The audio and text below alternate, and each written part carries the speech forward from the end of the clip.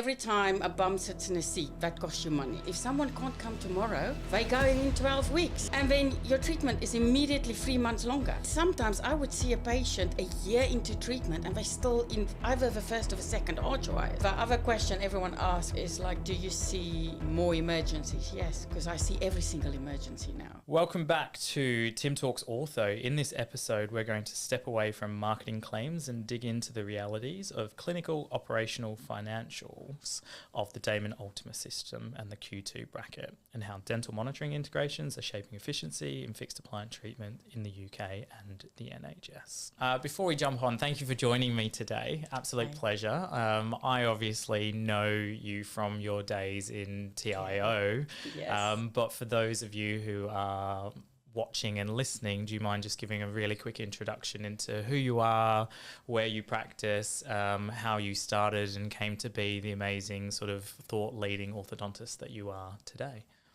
Wow. I qualified orthodontics in South Africa, and then when I first moved to the UK, I was in Scotland for about 2 years, and then I moved down south to Bishop Stortford, and I'm working with Lorinda Peterson in the NHS practice since 2001. We've worked together, and we still do. And then in 2010, I opened a private practice in Chelmsford where it's just me and I concentrate on private work. And that's pure orthodontics? That's pure orthodontics, yes. Perfect, good. And how have you and Lorinda managed to keep that relationship running without killing each other? Anyone who knows Lorinda knows it's... we both work hard at it. But no, actually, the model we have worked really well. We share the cost. We both got our own contracts and we share the costs, which makes the practice a lot more profitable.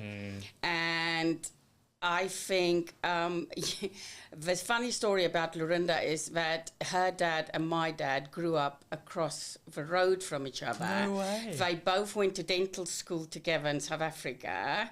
So they have basically known each other all their lives. And we have now actually ended up living next door to each other as well. So you can't make it up. I love her. I think she's such good value. And I just love how she will tell you as it is. Straight. But I'm Australian, right? So that's what we love. Like, I don't like this whole figure it out. Just tell me exactly. Be British and not say something. No offense to these Brits that are in the room with us. So touching on that, NHS, where you've mentioned profitable, that is one thing that is incredibly challenging for people who have NHS contracts, right? Is balancing that profitability. It is making it work and efficient where you're able to deliver all of your UAAs, but also then open up opportunity for you in other areas of private practice or clear waiting lists or whatever the goal might be in that individual practice. So when you first adopted the Ultima bracket in your NHS setting, is that the NHS setting that you're using it in? I started actually way back in 2002. Wow, that early. It was still MX then. Absolutely loved MX. It was just... and I think we were some of the first people in the UK to use Damon brackets on the NHS. And I think where it worked in my favour was when, this was about 2002, so when 2006 came and we got the contracts awarded and they looked at your last 2 or 3 years worth of starts, I was way ahead because with Damon I could go 12 weeks in between visits. So my patient list was 12 weeks worth of patients and it was a sizable contract. Whereas if you only have 4 weeks and you have to see the patient again, your contract has to be a third less than mine. So I think I just bought into the idea. Again, my dad was orthodontist in South Africa. They were the representatives for UMCO in Africa up to a few years ago. And he was using UMCO and then after that Damon. And my brother in South Africa is also still using Damon, who's also orthodontist. So it was kind of a family thing. Definitely in the blood, isn't it? And the trick was to make it work on the NHS. So when it came to 2006, I think I had it really paid off for me. But then you had to be profitable. And to me, every time a bum sits in a seat, that costs you money. So you need to absolutely maximize every visit. You need to know what's coming in. You need to plan for it, and you need to do as much as you can in that visit. And also, we work with therapists. So everyone tells me always that they train their own therapist, and their therapists are so efficient and they work to the best of their ability.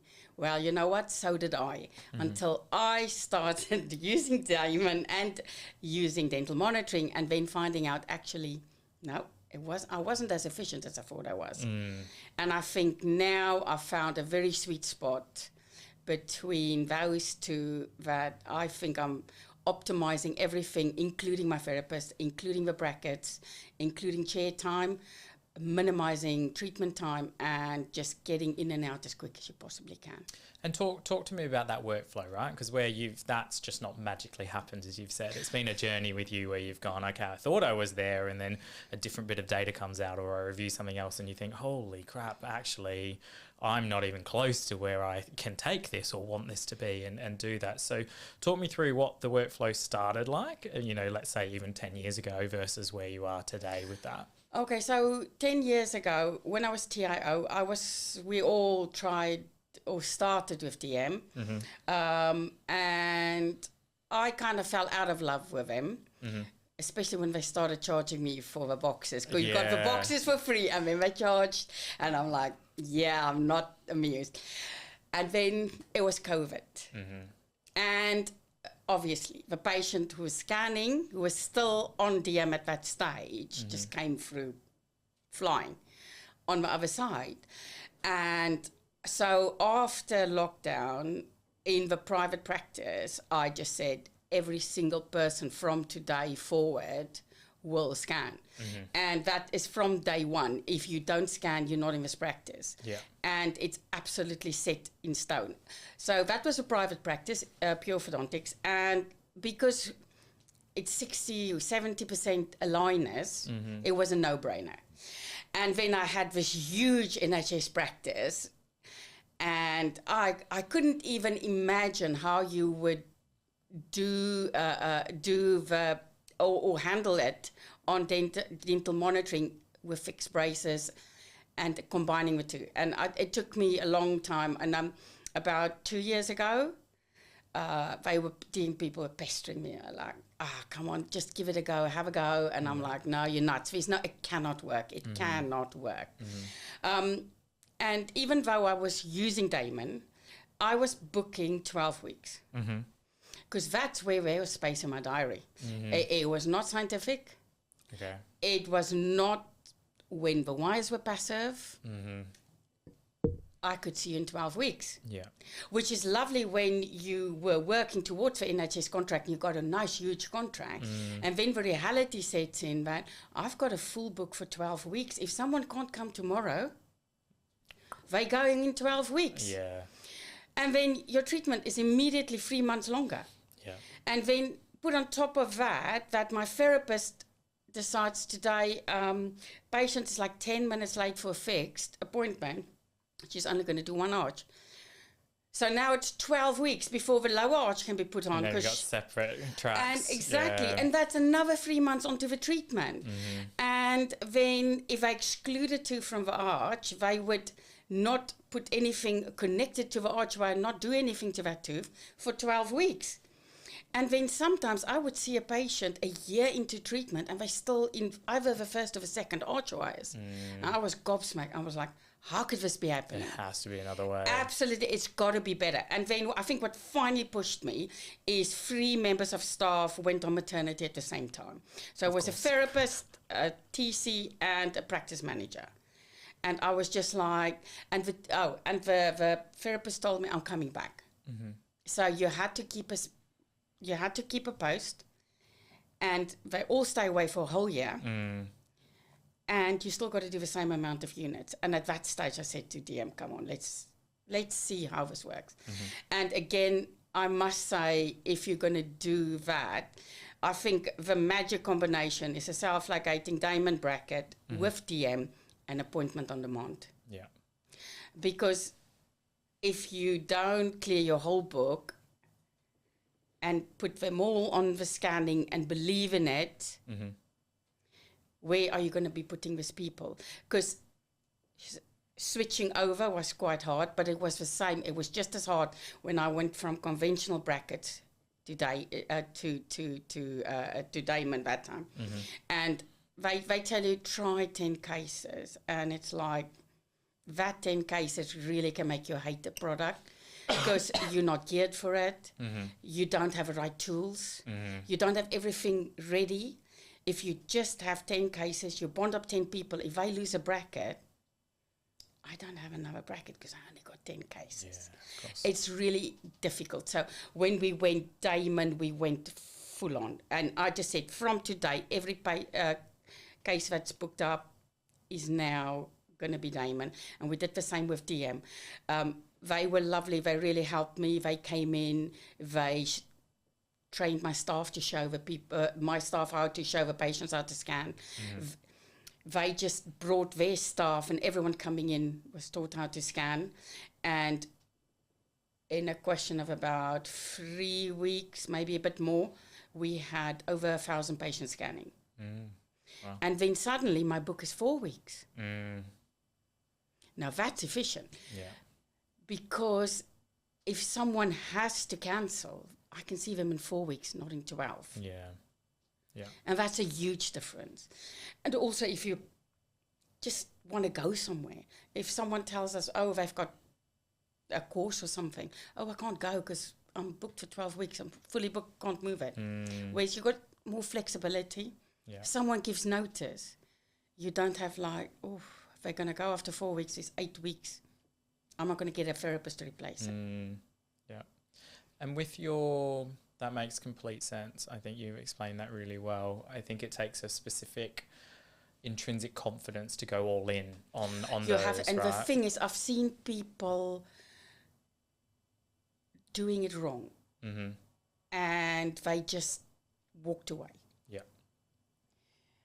So if you're going to, and again, the other thing I always say as well, if you like seeing the patient yourself as the orthodontist, forget it.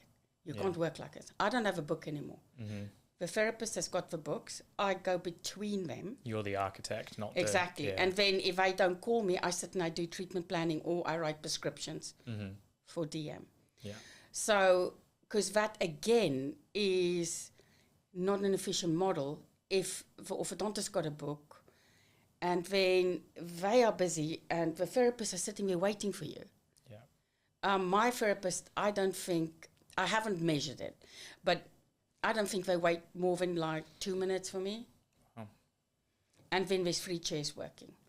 Because I'm just there for them. And then I do the paperwork in the background. Yeah, the bit that no one else can do. That the treatment planning, those kind of things. So... if you have a book and you work yourself, I just think it defeats the object again. And at the NHS practice, I'm only there 2 days a week. So on those days, we book the patients that I need to see.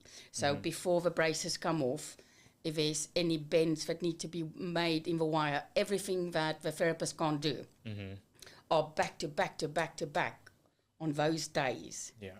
They're very hard days, but because then the other days, they have a long appointments. They have a bond-ups, they have a debonds, which are facade, they fit carriers, that kind of stuff. So those are more relaxing days. The days I'm there, it's all go. Yeah, in and out, efficient, done. Yes. Yeah, 100%.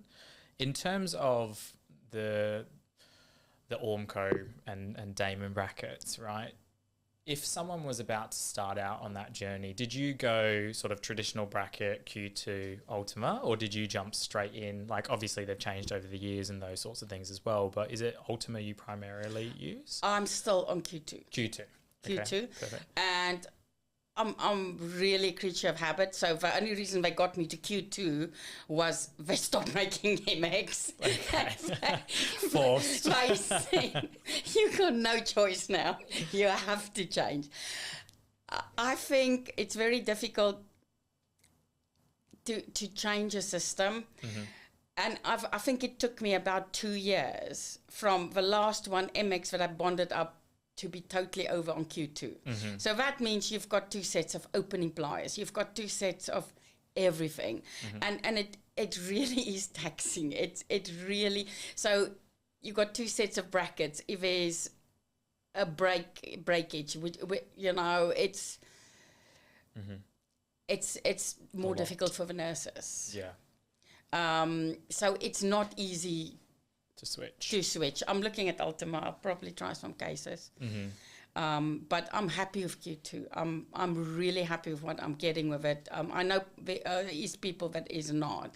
But at the minute, I'm doing non-extraction cases about 7-8 visits. Wow. And that's pretty efficient. So I'm quite happy with what I got at the minute. But yeah, I am looking at Ultima. I haven't made the change yet. Yeah. No, that makes total sense. And in terms of, you know, the question of the NHS kind of element of that as well, you know, if you're doing it in 8 visits plus, you know, DM appointment on demand and those sorts of things, the profitability, I imagine, increases, right? Like it's never going to be as profitable as private, obviously, but it is there, and the freeing up of the chair time is ultimately where the offset is for that to invest in the bracket cost at the front, right? The other thing I found that I wasn't looking for, and I'm not trying to take people's jobs away from them, but ever since I started with a DM, the private practice, before lockdown, I think I had 4 or 5 therapists. Mm-hmm. Whereas now we're running the same amount, about 800 starts, with the equivalent of 2 full-time therapists. So that's a huge saving in therapist, which is probably your most expensive salary. I do have more admin people, but on the salary side, that is not expensive as a therapist. And then the same happened in the NHS practice, in that from when we started with DM, some people have left, and I just found that I haven't had to replace them. Mm-hmm. And again, we went from I'd say about 5 full-time, and I've got the equivalent now of maybe 2.5. Mm-hmm. And we're still doing the same, because it's every year, the same amount. Of UOAs, so it's the same contract, and we're doing the contract. Mm-hmm. So I think there's a lot of saving, salary-wise as well, that I didn't count. I didn't go looking for it, but it just happened naturally. As a byproduct of that. So would it be safe to say that if you add up, let's use your NHS thing, Q2 bracket, DM, the staff that's required to service that based on the efficiencies you've been able to optimise and gain, those commercials fully make sense for you? Absolutely. And the other thing you have to remember as well is the retention bit. Mm-hmm. So when we take the braces off, we fit the vacuum retainers, and the retention's included. So we say, bye, off you go. Mm-hmm. And I still see them a year later for the final appointment. Mm-hmm. But I know some orthodontists aren't even seeing that. They just email them and say, okay, ciao, you're discharged. Yeah. I like seeing them. So where you used to have retention checks, either 6 months, 12 months, or 3, 6, 9, all of that is now all being done. I only see them if there's a problem. Mm-hmm. So again, that's very efficient as well. Yeah. And again, if there is a problem of them not wearing it, you pick it up really quick as well. Mm-hmm. Yeah, makes sense.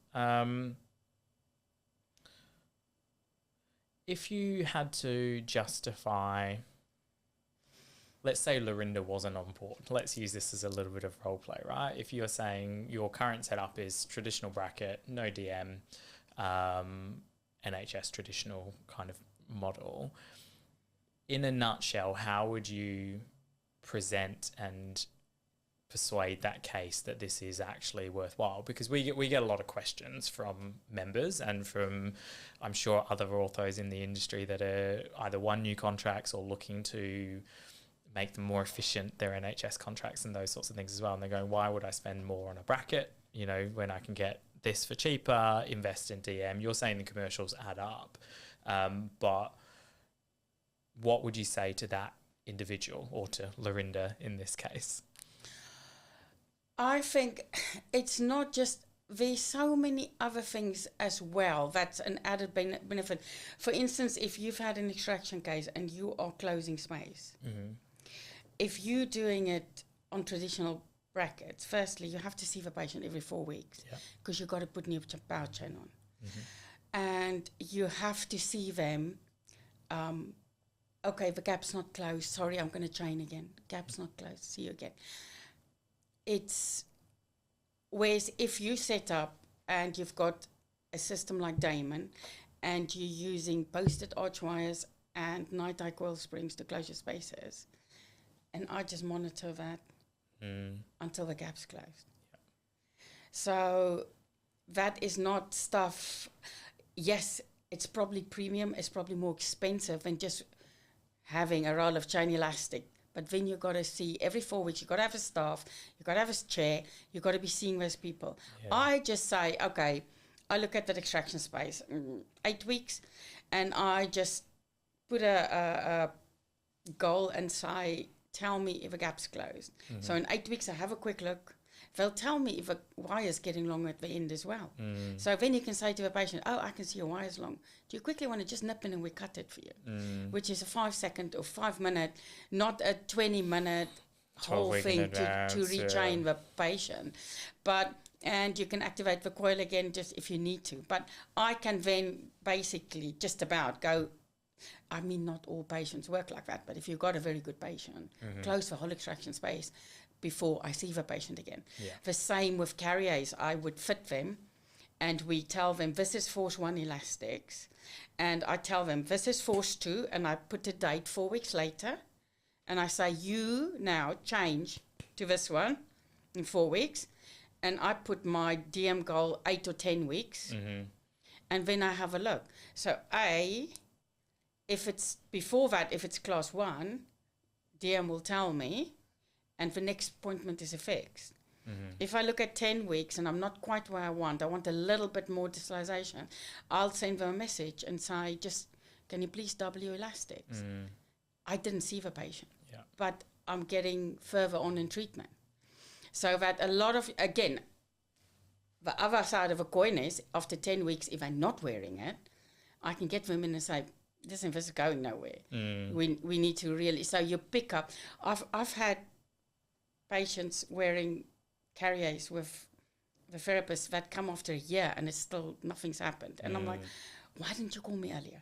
Whereas now I'm checking it. And Proactivity. I feel I've got more control over all my cases than I've ever had working just with therapists. And not only seeing the patient every second visit. This is a lot more control. So orthodontists, by our nature, is very anal, and I think that totally appeals to us. Well, I think that's it. You're kind of trained to be, aren't you? We are, and we have like, to if you're get not it this, right. and then you're a terrible clinician, and all these sorts of things as well. You know, Absolutely. And that contradicts private and that as well, right? Yeah. 100%. So, if you were to speak to, now knowing what you know, right? Because hindsight's a wonderful thing in terms of, right, I've done all these sorts of things. If you were to speak to a new, up-and-coming, newly graduated orthodontist that's looking, either, you know, won a contract or looking at opening a squat practice or something along those lines, what would be your advice around investing in a premium bracket or something at the front end in order to realise the maximum kind of returns later down the line, right? Well, for me, it's always made sense because even though the bracket's more expensive, I could treat more cases non-extraction. Firstly, non-extraction of course. Why wouldn't is you? less visits. It's better for patients, better for you. It's less complications because worst case scenario is, say, after 6 months or a year, that patient's not brushing. If I take that brace off, I haven't taken teeth out. So the more non-extraction I can do, the more I like it. It's easier treatments. You do still have extraction cases. I'm not a Damon person saying I never take teeth out. I do, and I find the landscape is changing a lot in Bishop Stortford, and we've got a lot more Chinese people coming in, or with other ethnicities that do need a lot more extractions. A lot of Bimax cases that you still need to do extraction. So my extractions is actually going up, even though I am using Damon. But then again, I feel you can optimize that. Again, like using posted wires to close extraction spaces and minimize your visits again. Because I come back to the thing that the less time, the less visits, the less time that patient sits in your chair, the more profitable you are, the better you'll do on an NHS contract. And every visit counts.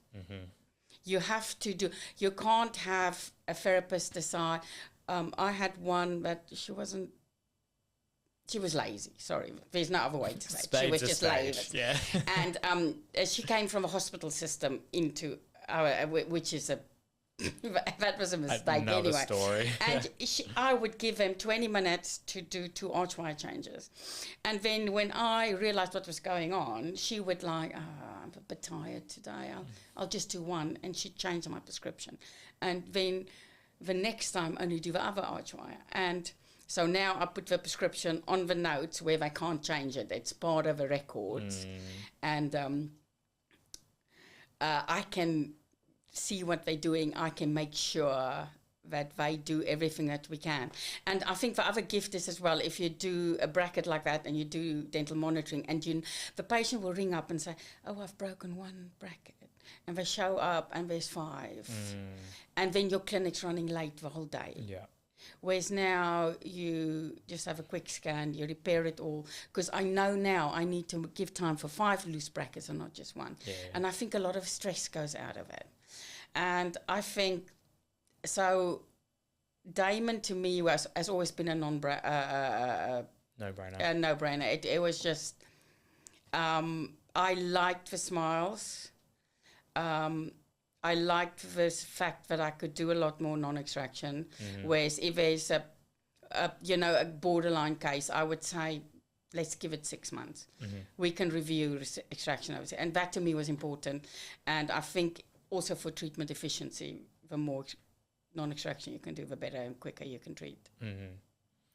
So it all sounds really good. What do you not like about it? Because, in typical TIO fashion, we love to know warts and all, and it's all great, but what's been the biggest challenge? I was not crazy about Damon Clear, because the jigs, I think, wasn't right. And I think the therapist really struggled with the bracket positioning with a clear bracket. I did not like, I do like the drop-in hooks, because you can take them out.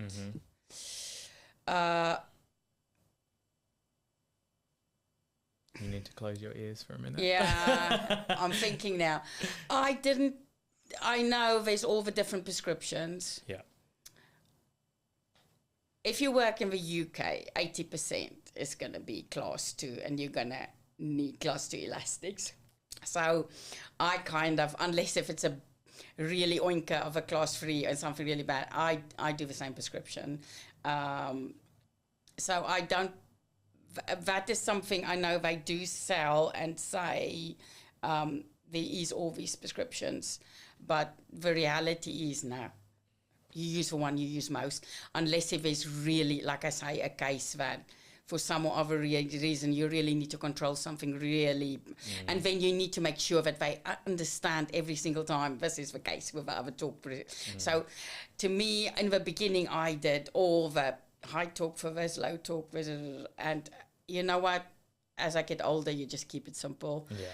And I tend to just have 1 prescription unless there's a very good reason for me to. I do have all of them, make no mistake, and I have used all of them, but I wouldn't go, you this one, you this one, you this. I would go 80%, you are what I do, or 90%, and then just play around with it.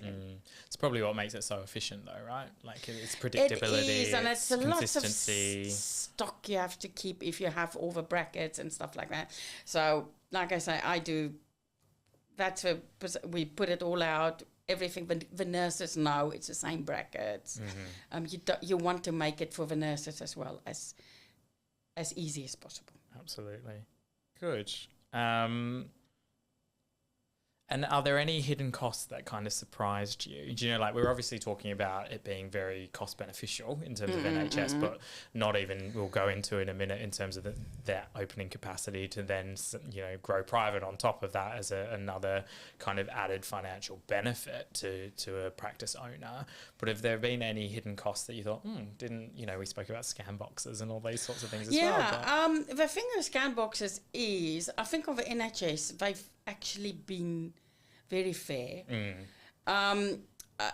They even brought the price down on the NHS from when I started a DM on the NHS patients. They actually decreased the price a little bit. So to be fair, I think they really trying to get into the NHS market, and I think they're being very fair, the DM people, to get people onto the system compared to what I was paying or am still paying in the private practice. And you pay a one-off, it's one UDA. So from there, I think they're quite transparent. I don't think there's any hidden cost. The brackets is, I don't think there's more breakages with Damon. I don't think there's anything else that, compared to conventional brackets, they're easy enough to open. I didn't really, I just find it's a good, if I get a transfer case, honestly, I just tell them, I don't care where you come from, what you had, I would just take it all off. And you work with what you, because that's what I'm used to, and that's what the staff and everything's trained to. So we would take the other brackets off and put Damon on, and it's probably stupid. Unless if they 2 visits from the end. You know, if it's really, they've only started, and they also, I'm nearly done. No, you're not. You at least got a year to go.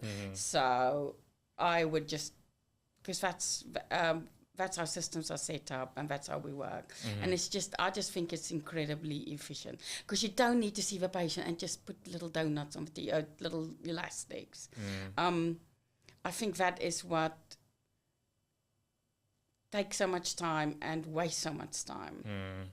It's like the stuff that matters, you know, even though on the surface it seems more. And the worst is when a patient comes in and they're like, I want colours on my brace. And I'm like, no, not having it. Not here, friend, not here. The only colour you can get is right at the end if I do need a chain elastic, and that will be it. So, patients don't always like that, but they don't pay for it, so what? And clinically, what's the craziest thing you've been able to do with a Q2 bracket? We have had a 8 impacted against the 7 like that. And I could get a bracket on here and disimpact it. Well, it was just lying down. Without tads. Without no tad? No tad. With just a coil spring, and we could push it back. And because of the self and the given the system, I was able to do that. Now, I don't do tads because I tried it, and I don't know if I had the wrong people putting it in for me, because it all came out. So I try not to. So, and that's another thing. I don't do tads. Okay, I probably don't venture into like gummy smiles. As I would tell them, listen, I'm not going to fix that. If you want that fixed, you should go to someone who's probably going to do tads. Yeah. And I probably am missing a trick, but I just didn't have a good experience with them. So yeah.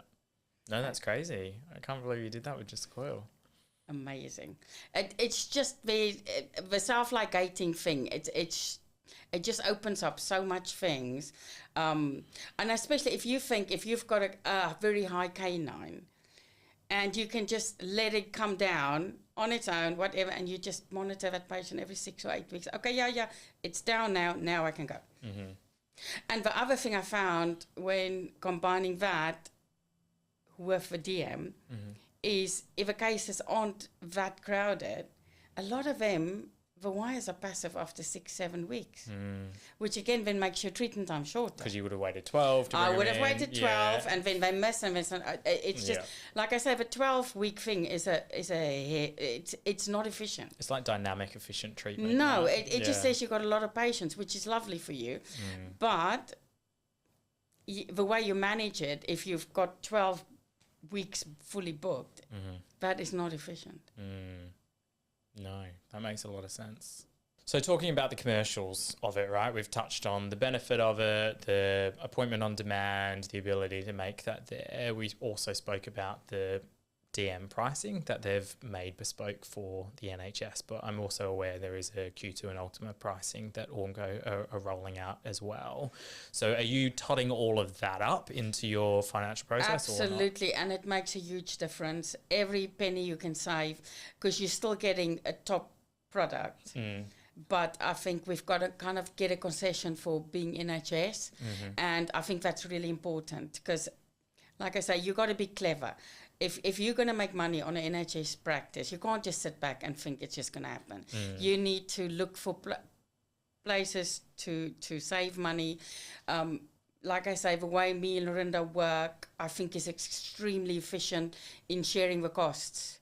Because the practice that I'm alone in, it's unbelievable because if you have to pay it all yourself, whereas if you just share everything.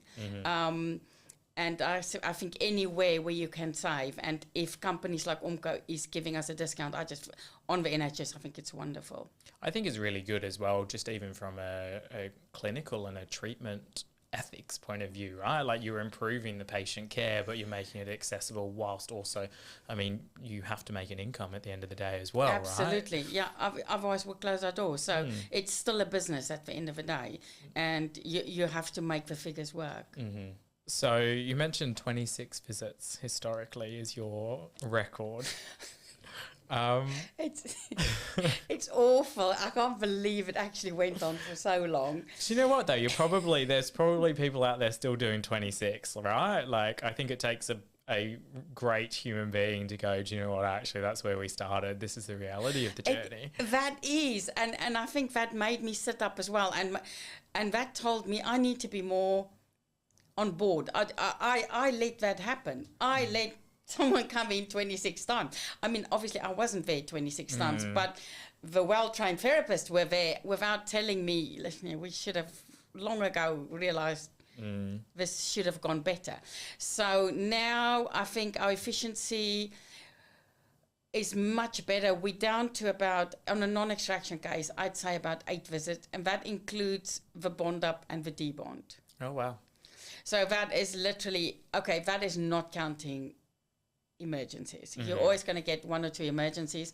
I think we tend to get less well, the other question everyone asks is like, do you see more emergencies? Yes, because I see every single emergency now. But you can decide if you want to act on it or if you don't want to act on it. Because if it's just a 7 bracket that came off and the wire isn't digging in, you can just tell the patient, we'll fix it next time. Wait, so you're kind of saying that through this switch, right, if I'm understanding this correctly, you've gone from 26 visits to 8. So that's, more than 3 times. So you've effectively shaved that cost. Not everyone was 26. Okay, yeah. But in theory, let's take this worst case. Yes. Okay, yeah. Got me. Yes. But in theory, for that Yes. situation, you've effectively tripled the profitability, if you like, or the reduction in overhead costs, let's call it that, through the bracket switch. Absolutely. Wow. But it is just extremely efficient, and I think everyone knows the wire sequence, so they know what comes next, and even writing prescription. If I've got to say, it's 014, 018, 1425, 1825, it's a no-brainer because everyone's like, how long does it take you to write prescription? I'm like, I'm doing Damon. It's like, there's 5 archways, you know what it is, and if you need to, you'll do a TMA still at the end. But it's not difficult, and it's an easy system, and it's just very efficient. Good, love it. What would you say is your biggest challenge in delivering on your NHS contract at the moment? Forget everything that we've discussed today, but what is that biggest challenge that you have? I think it is the way the NHS system works is you have to do so many starts every year. And then some people treat out really easy in 12 months and you're done. Some people take 18 months, maybe about 24 months, depending if you did extractions or not. So you don't finish every case after a year. So now I'm still busy with last year's cases, but I got to start 800 again. Compounding. And you need to make sure that you get them done quick enough, because it's just going to get a bigger and bigger amount of patients that you need to see. And that's where you need to be efficient and make sure you get them in as few visits as possible, get them done as quick as possible. So if that wire is passive after 6 weeks, you want to see them at 6 weeks. You don't want them to go till 12 weeks. And that's why, if you then take 26 visits to finish a patient, you're in 2.5 years of treatment, which is, firstly, it's not profitable, but you get more and more patients, and then everything just gets crazy. Because you've got the same amount of staff, but you got 3 times the amount of patients. Yeah. So if you keep everything slick and you get them done in 12 to 18 months, as you should, I mean, there's always impacted canines or something that's going to take longer. Of course, yeah. So please, it's not but the average. And if you can keep that down, because you've got to be ready for your next lot next year again. And if you've got all this baggage that you're dragging, and it's just, you need to be efficient to make it work. Because on the NHS, if you're not efficient now, it's not going to... Unless if you just use the NHS to have mom and dad come through the door and then try and sell private to them. Yeah, cross-sell. And that, again, it's not... If you can make the NHS bit itself also work really well, it's just so much better. And remember... with Lorinda, where I do the NHS, I don't do private. So that, to me, I don't have...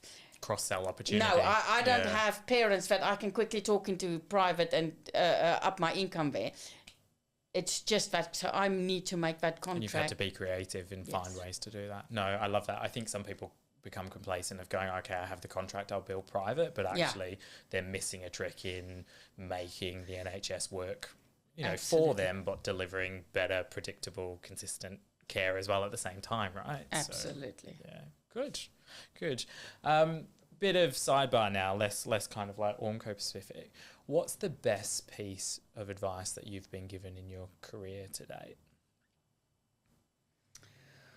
Probably to do as much as you can for every patient at every visit.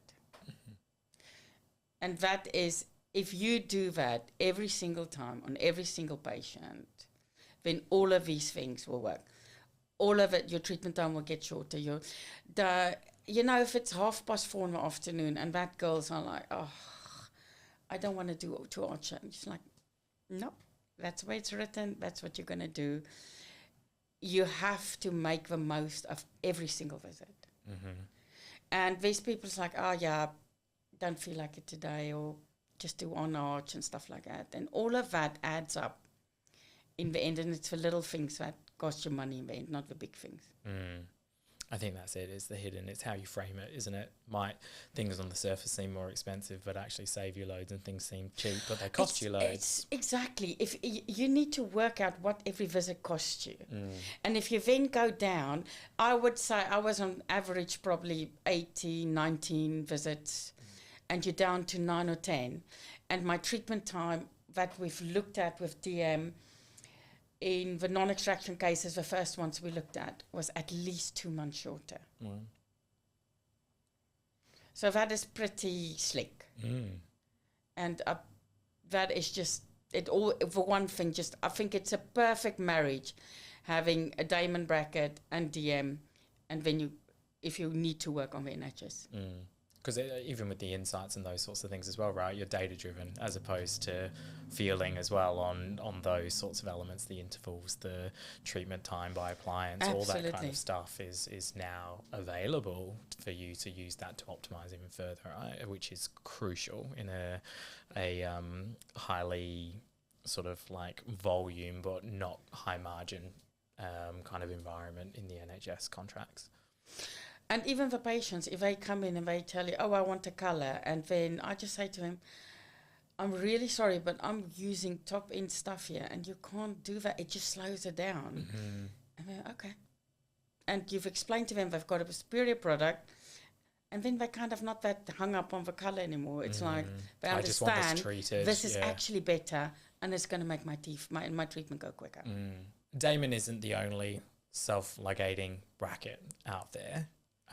Some people dabble. There's some cheaper ones that you can get out of other markets and those sorts of things as well. A, have you ever dabbled? And then B, is it worth it, or is there a reason why you favour a Damon? I got to be quite honest, I did dabble, and I switched over, it was probably before lockdown, and I tried one of the brackets that starts out passive and then it goes active once it's in the square wires. And you have to, it's just got a little like foil thing that keeps the wire in place, which wasn't very sturdy. And honestly, my therapists were just so rough. By the time we got to the square wires, they've destroyed half of the gates. And all of that, then you have to look at, okay, so now there's not a gate on the bracket, and now they have to ligate all the teeth with ligatures, which takes longer. It's probably a better way to but if you just had a good bracket that was still passive, mitigates all of and that. you didn't have to now start ligating, and it goes against all the self-ligating principles, because now I'm actually tying it in with a freaking ligature. So I found the cheaper ones, my staff just destroyed them.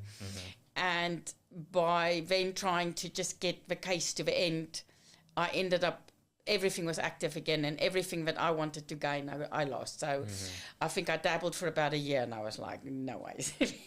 Let's just get the proper thing. Yeah, so moral of the story, buy cheap, do twice, or actually invest in the premium quality and the staff hated it. They absolutely hated the other bracket. They couldn't, when I said we're going back to Damon, they were like, oh, yes! We are so, yes! They did a little dance. Amazing.